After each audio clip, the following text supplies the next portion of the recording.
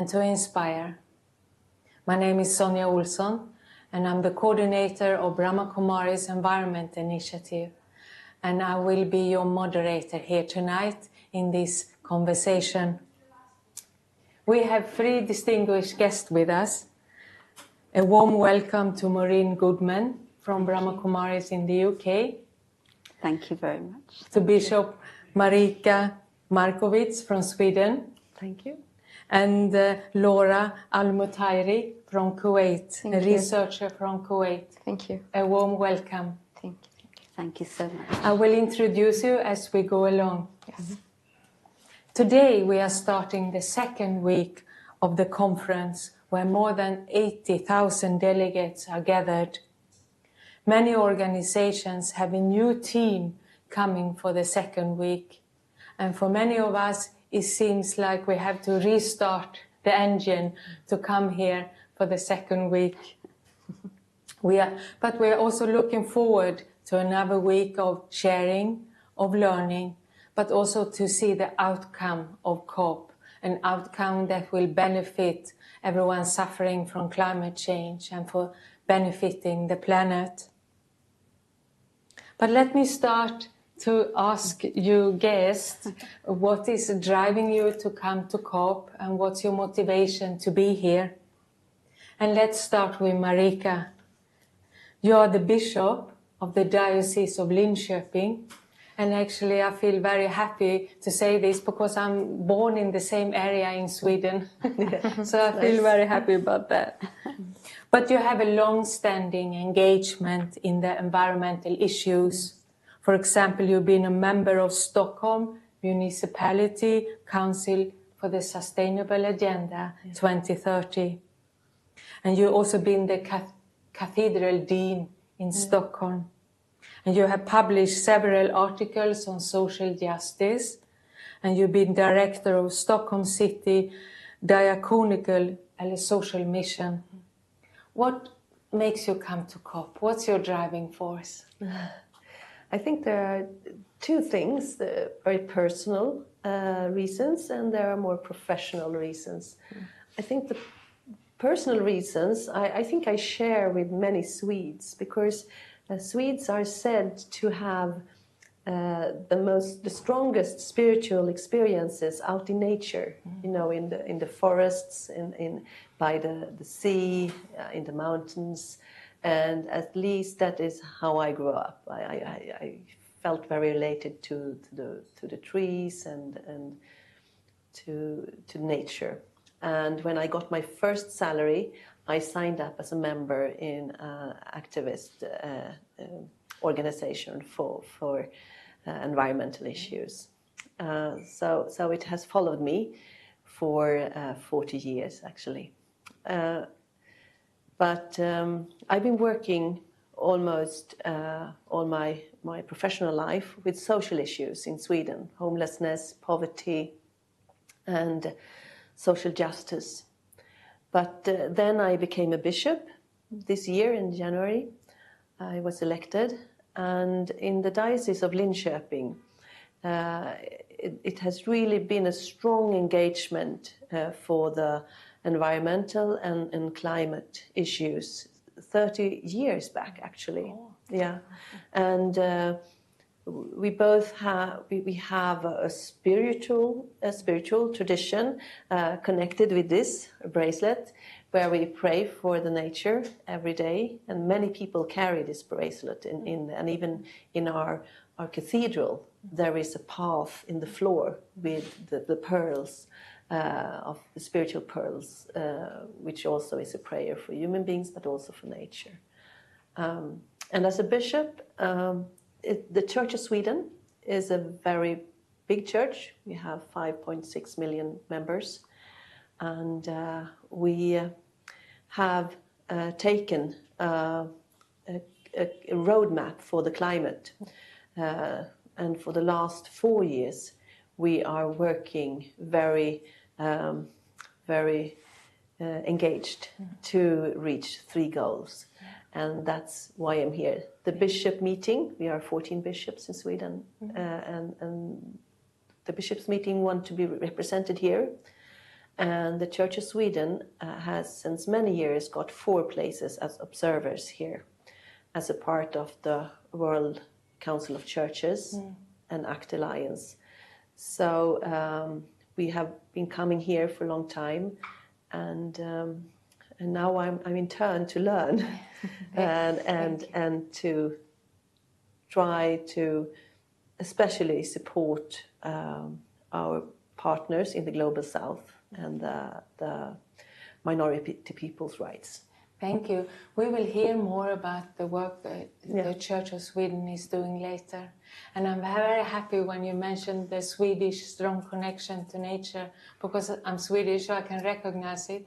And it took me a long time to realize that not everyone has the same connection to nature as we have. I thought every human being had it, but it's not like that. No. Very interesting. Because we don't have historically, we don't have so big cities. Compared to Southern Europe, which have had big cities for maybe almost 2,000 years. So let's hear from Laura. Yeah. Welcome. Laura is part of the delegation from Kuwait, and you are a senior researcher at Kuwait Public Authority of Agriculture Affairs and Fish Resources. And you have had education in science, a Master of Science in Marine Environmental Management at the University of York, and a Bachelor in Biology, specialist in zoology and marine science. Yes. And you also worked on the impact of boat traffic on dolphins. Yeah. And bottlenose dolphins. Exactly. Yeah. So what brings you to COP? Is it work only, or you have a personal passion? So basically, there is 2 main reasons I'm here. The first one, as a delegate of Kuwait, so representing my country and running the agriculture agenda. The second reason is I'm an environmental activist. I believe in environment, and I believe we have to protect the environments, the animals. And as working in a cattle research institution, I can see the impact of the climate change crisis on the animals on a daily basis. So I believe that being in the COP will help me to address the real problems that we're facing as farmers from Kuwait, or in general as farmers, and to just move it in a practical, realistic way, what's exactly happening inside the farm to the table, to the people who can take decision. This is my goal. Hopefully I will achieve it. Yeah, I got to know you're an animal lover and Exactly. have a lot of passion for the animals and want to protect them and the farmers. Exactly. Wonderful. Yeah. This is mainly the 2 reasons. Maureen, what brings you to COP? Maureen Goodman is the program director of Brahma Kumaris in the UK and BK representative to UN in Vienna.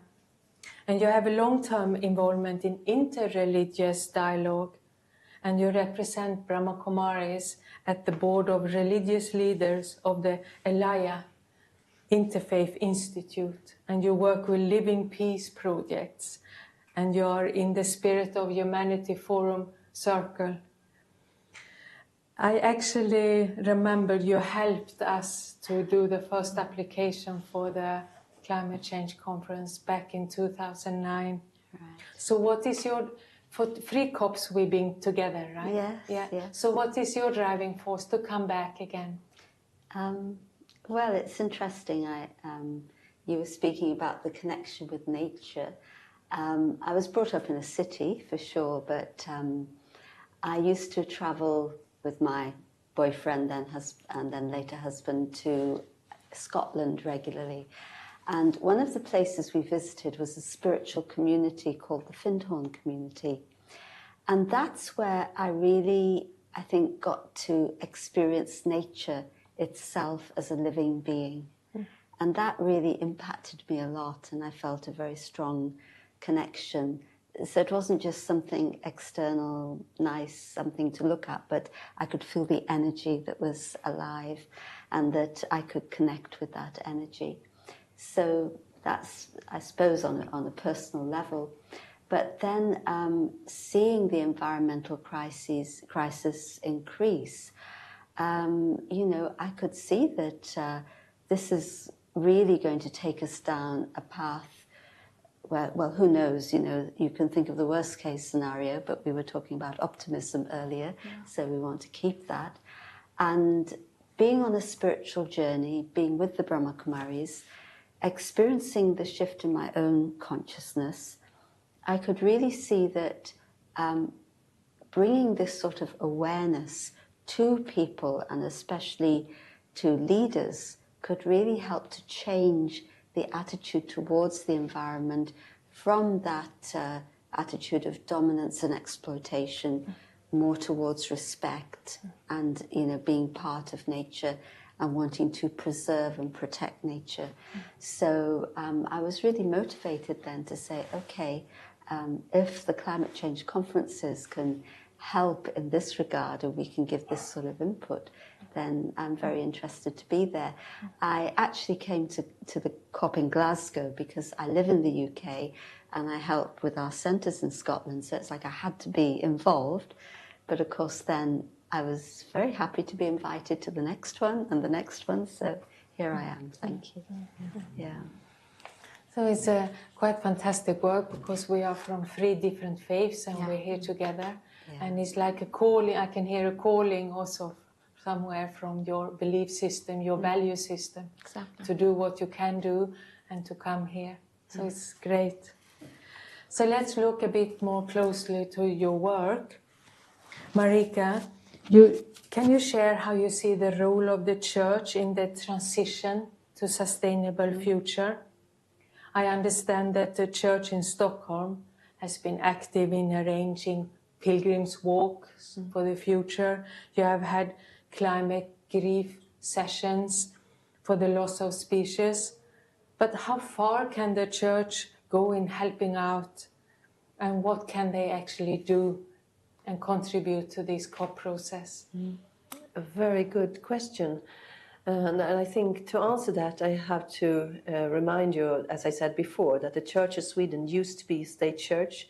So still a majority of the population belongs to the Lutheran Church of Sweden, and which means that we have a lot of, you know, material things, a lot of buildings, a lot of land, a lot of forests, and that the church owns since, you know, more than 1,000 years. And of course, to maintain that in a sustainable way is very important. So in the Church of Sweden, we have 3 goals. The first goal is to be climate neutral by 2030. The second goal is to work for climate justice through our international partners, and for the minority people, the Samis in Sweden, and also for the generation justice, so to say, for the next generation, not to carry all our sins. And the third goal is about the change of values. And I think any religion, and also in Sweden, has as its core the values of love and peace, and not just with persons, but also with nature and the animals, so to say. And so the church can, I think, more strongly than maybe the state, work with value change. We struggle, as all other society, you know, the municipalities, the business, to become climate neutral. That is the same struggle as anyone. But the thing is, we can make choices that is not profitable. We don't have to set profit in the first room. We can put the caring for nature and the next generation the first room. And we want to be a model to others, but also a humble model, because we have a long way to go. We must work hard the next coming 7 years. On the climate justice, I think we in Sweden have been working for a long time with advocacy work for women's rights and minority, and also to help the global South, that the North should take responsibility of the omissions that we have done for so long time. So the values are in place, but it's a bit hard to influence the politics actually to do the same. We can raise money within the church, but that will only go, not all the way that is needed. And we try to find ways to help ourselves, help every one of us to make the value change, because that is actually the next step. I don't think that we so far has really worked with that a lot, but I think that will start now, and in the second phase of our pathway for the climate. And then, as you said, the Pilgrim's Walk for Future is one way of actually taking people out of the church rooms, out of the cities, into the countryside to experience nature, to experience the vulnerability, to sleep, and also to experience the simple life. Because Christianity have a 1,000-year tradition of monastery life where we can, put forward the idea of a more simpler life without so much of commercialism as before. But we are exactly now starting that journey. We are still quite a lot a part of commercialized lifestyle. Thank you. And it's very interesting to hear that profit is not the main purpose of the church, or you go non-profit, so I suppose that's help. And also maybe the main obstacle would be to change the values and the attitude and the mindset towards the whole sustainable transition. Thank you. Maureen, you've been part of our Environment Initiative since the beginning, as I said, and you helped us in the accreditation. So can you share with us how Brahma Kumaris Environment Initiative contributes to COP and what are our main activities? Yeah, sure. In 2009 in Copenhagen, although I wasn't present, but of course was very aware of everything that was going on, I know that we began to share the message that there's a connection between what goes on inside of us, as you say, mindset, attitude, values, but actually our consciousness, our awareness, and what's happening on the external with nature. And, it's very obvious that even when you don't feel so good internally, you're a bit upset or whatever, has an impact on your body. So you can see it immediately. But look at the violence that's happening within human beings today. And you can see the upheaval in nature. It's as if nature can't hold it any longer, because there's such an intimate connection between human beings, or the inner being, and the external. And so when we began to give that message, and you would have been present, I think people really didn't understand it very much. But now people do listen, because people are aware that other things are not working, and it's so important that there's a shift in consciousness so that we begin to live differently, and we shift our very relationship with the earth, and all the creatures, and the whole of nature. And so we bring this awareness, and of course it's not just a message, it's something that we live. You talk about simplicity. Anyway, as Brahma Kumaris, we have a simple lifestyle, vegetarians, many of us are dairy-free, vegan also, and we have certain principles to live by, to buy compassionately, to live economically. We really want to live with simplicity. And I think that you have to walk the talk. If you're giving a message, of course, you've got to begin to do it yourselves. And of course, it goes a little bit further. Not just the lifestyle, but also the projects that we've been able to develop on the basis of this understanding of the connection between the consciousness and the climate. And so, for example, sustainable yogic agriculture, and maybe you can say more about it later, but this helps farmers to connect with the land in a different way. And we have in India, where our organization is very big and our headquarters is in Mount Abu in Rajasthan, we have a 1 megawatt thermal solar power plant that provides energy for, I think, 25,000 people. But we are actually one of the single biggest institutional users of solar energy in India. So we've tried to approach it on all levels, from the inner to the outer. So I think there's quite a bit that we are able to contribute. Thank you for giving that overview. Yeah. It's beautiful. Yeah. Laura, Yeah. you are a researcher and Yes. you're working in agriculture research. Exactly. Yeah. How far can the technological progress help us to secure a sustainable future? And how to bridge the gap between science and the practical implementation? And how does the values and ethics help?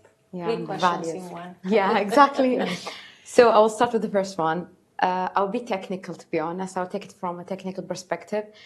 Technology can help, indeed. But if you want to apply the technology, you need a fund.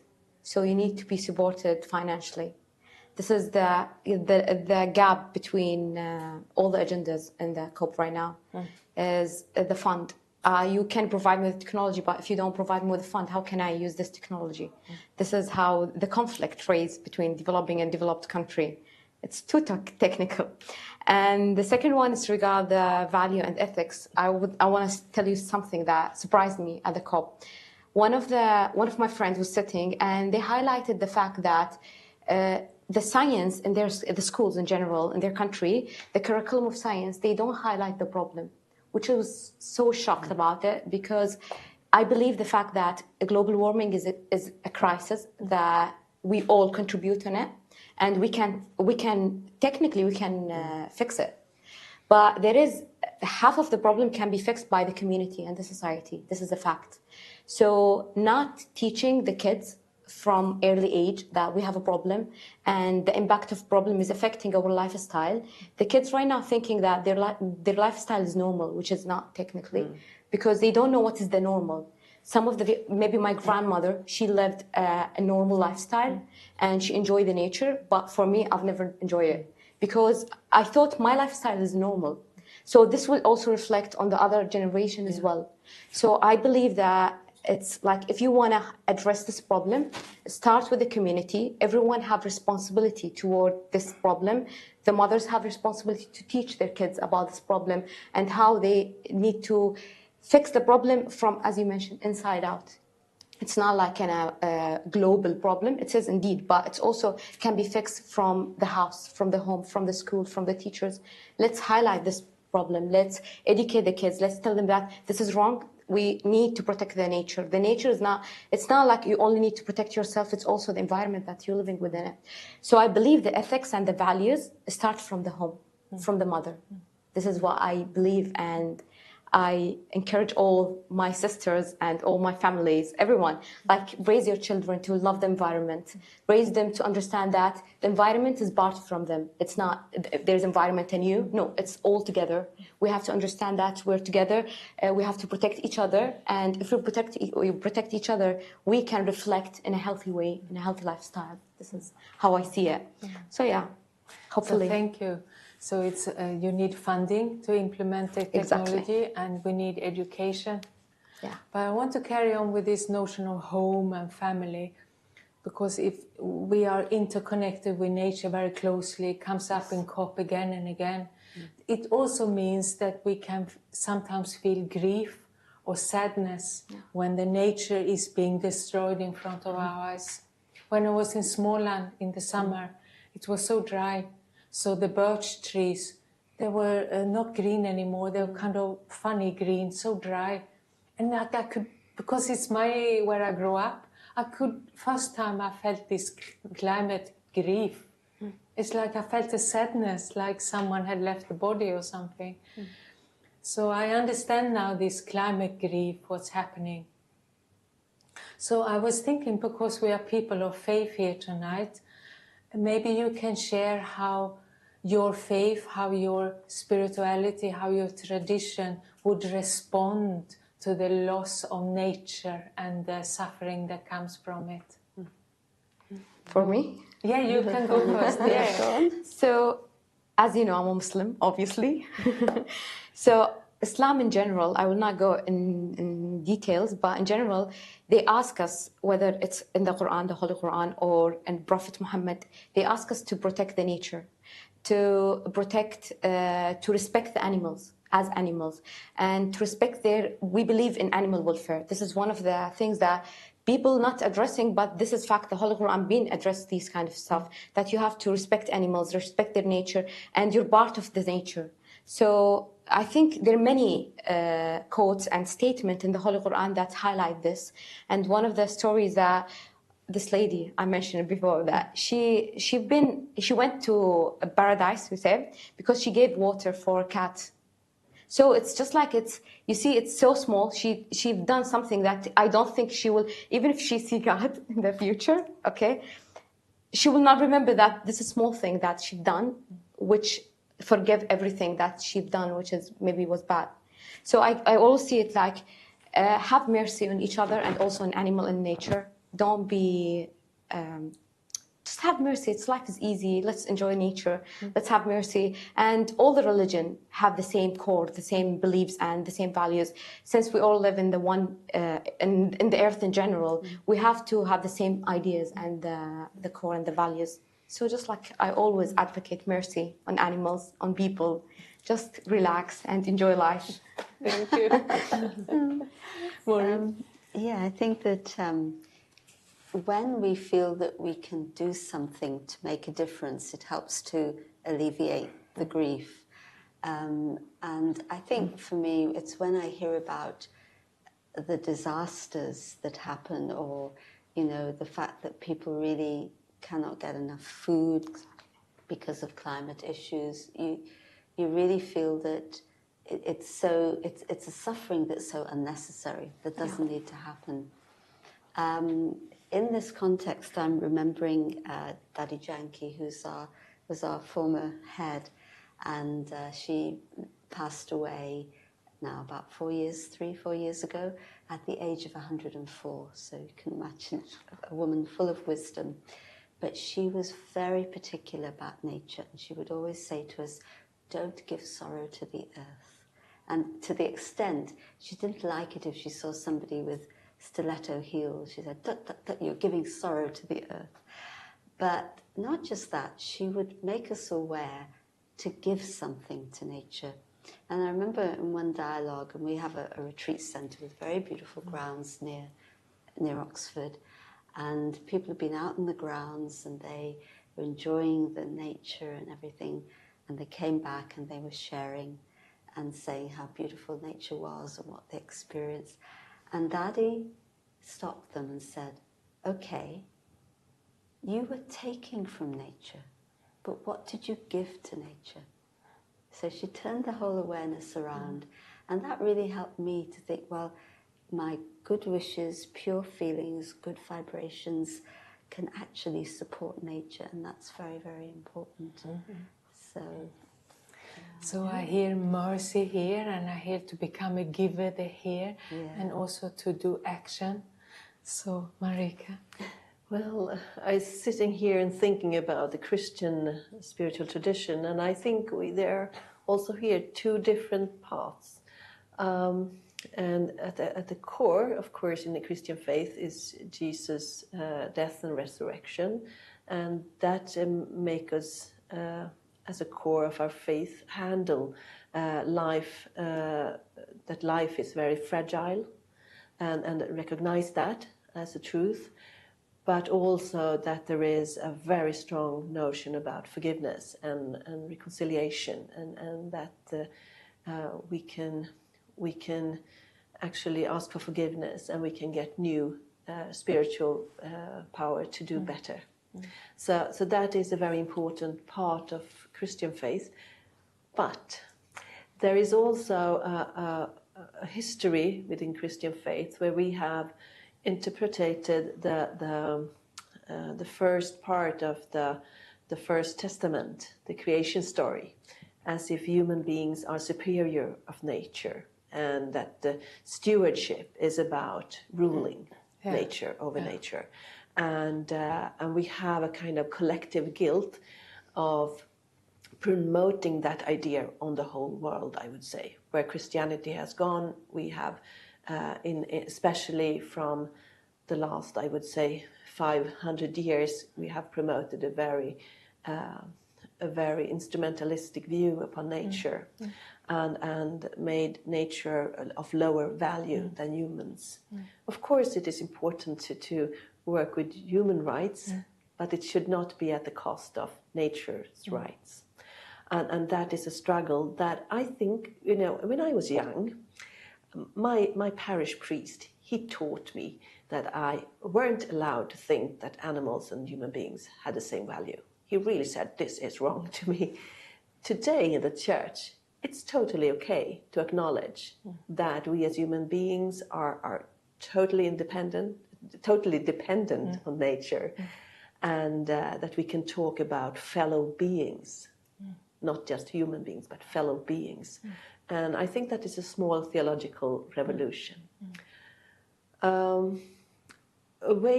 I have experimented a little bit because I'm a diver. I dive. So for me, it has been a very strong, sorrowful experience to see how the seas have emptied, really become empty, and the coral reefs, died just the last 10 years. And it has been very painful for me personally, and I also feel very much a part of that, because I travel over the world, and I'm a bit of creating this problem. And so we tried to make a liturgy in Stockholm, the capital city of Stockholm, Sweden, a liturgy for mourning, expressing our mourning for animals that were extincted or close to extinctions, and our responsibility, and also with a prayer of forgiveness that was not immediately given, but we had to rest a little bit in our guilt to make it sink in and be turned into a new kind of stewardship, a stewardship where we are, more of a total dependence of nature, and therefore have a relational stewardship, and not a powerful kind of on top of stewardship. Interesting, very interesting. So to forgiveness, and to move away from to rule nature, but to have a relationship and mutual relationship, and to accept my contribution to the problem, and accept the guilt, and then move forward. Beautiful. Thank you so much to all of you. So today has been the first day of COP, and you will be here the whole week, and I think you, Marika, also. Maybe you have a few more days. So what are you looking forward to, and in the coming week at COP? Who wants to go first? It seems me. So, to be honest, I'm optimistic. I'm trying to keep the optimistic side of me. I'm happy that until this point, there is more than 700 million on the loss and damage fund. So hopefully they will dedicate this amount of money, and hopefully it will be increased by the end of this week to the people and nations that need this money. I'm optimistic about different agenda, mitigation agenda. It's too specific, I know. The adaptation agenda. In general, I'm optimistic. I hope that the people who's taking the decision right now, they will leave the political issues aside, just like for 5 minutes, and think about the environment, think about the animals. Just like life is short, let's think about it. Let's make sure, like before we leave it, we will leave it in a healthy way that other people will enjoy it. So this is my main hopes right now. Maybe we should have some kind of animals in COP, like some birds or something that would It will remind be people actually of... right now the temperature is high in the COP, so every time I will be just like sitting, I will be happy. I was like, it's good the temperature is high, so you can experience it when you're waiting outside in the meeting rooms, waiting for the next meeting. Just like experience the temperature. This is exactly what's happening with animals. Yeah, this is my just like, but still I'm optimistic. Waiting for the end of this week. Thank you. You're welcome. I think I'm already, I feel it's very good to see that the contribution of the faith-based organizations is being highlighted much more. I was able to be at the pre-COP Summit of Faith Leaders at the beginning of last month. And then we heard about a faith pavilion, and I thought it would be some sort of booth, but it's a whole building, and it's really being given prominence. And so I really hope that the voice of faith, which does give that message of not harming, of respect, of working with nature, I hope that that somehow can influence the negotiations that are happening. Maybe it's too optimistic, but like you say, you must be as optimistic as possible. And one thing that I learned today, I was very keen to know whether the Loss and Damage Fund was actually a grant or a loan, because previously funds have been loans to the poorer countries. And when I first understood that, I think just last year, I was so shocked, really shocked. But I learned today that it's actually a grant, not a loan. And I think that's really, really important, because it's happened so often that in helping for the rich, when the richer countries have helped poorer countries, they've actually burdened them with greater debt. And so I thought, I hope this doesn't happen in this instance. Otherwise, then we're not really helping at all. And so I think these two things, and I know I'm going to be part of various things with faith communities, and it's really the first time that I think there's been so much emphasis. So I'm waiting to see the results of that. All of us. So you have in common the outcome of the Loss and Damage Fund, Yes. and you're looking forward to the Faith Pavilion programs. And I know you have a program together there tomorrow. Yes, absolutely. That's true. Yeah. I'm also very positive about the faith has been more put into the that it is important, and the contribution from people of faith, that it can contribute a lot to the climate change and what is needed to be done, and the work that lies ahead of us as humanity. And I also see very strongly in this COP that the climate issues unite over faith borders. It's Absolutely. Climate is not a key theological theme that we have so different views upon. Actually, it's creation, and it's so we have very similar faiths when it comes to relationship to creation. So and that is really something strong. And I think when we experience that we can co-work so much when it comes to the climate issues and the climate justice, and then I think it will be easier to continue to work with also world peace issues, because peace is also important to get the funding to go to the right issues and not to driving war and finance war. Well, the other day I was a bit pessimistic.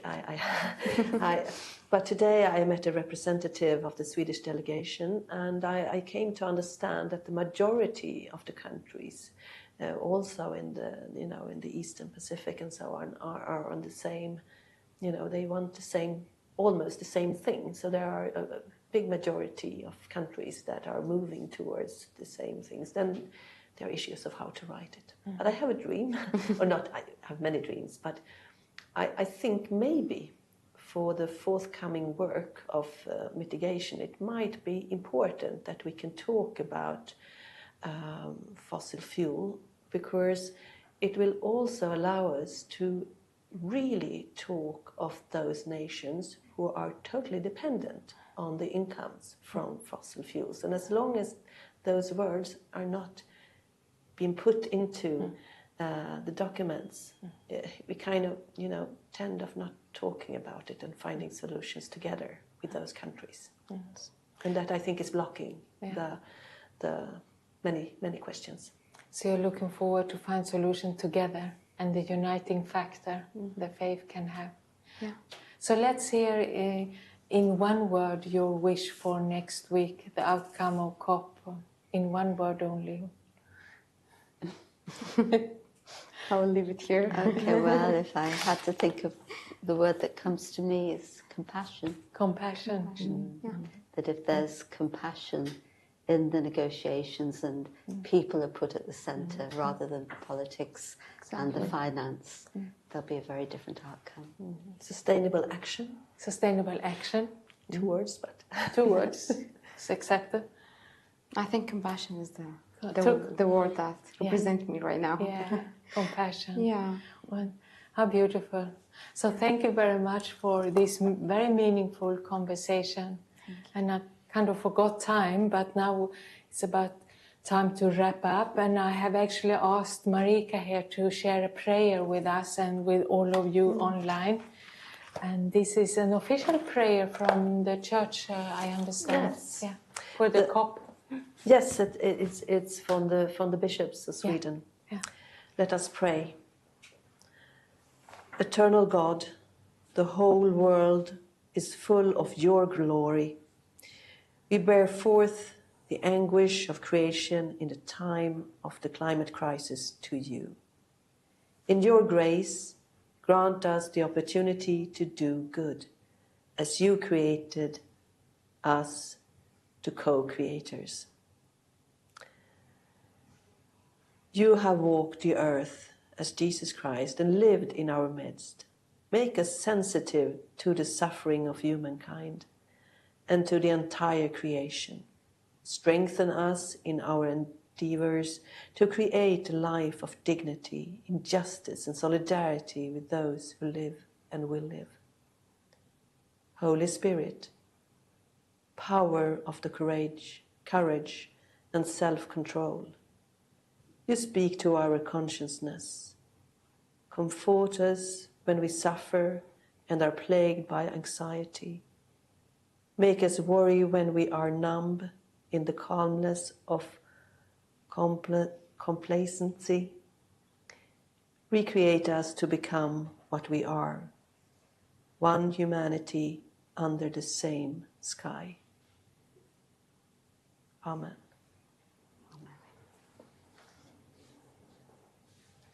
Such great inspiration. Thank you. Thank you.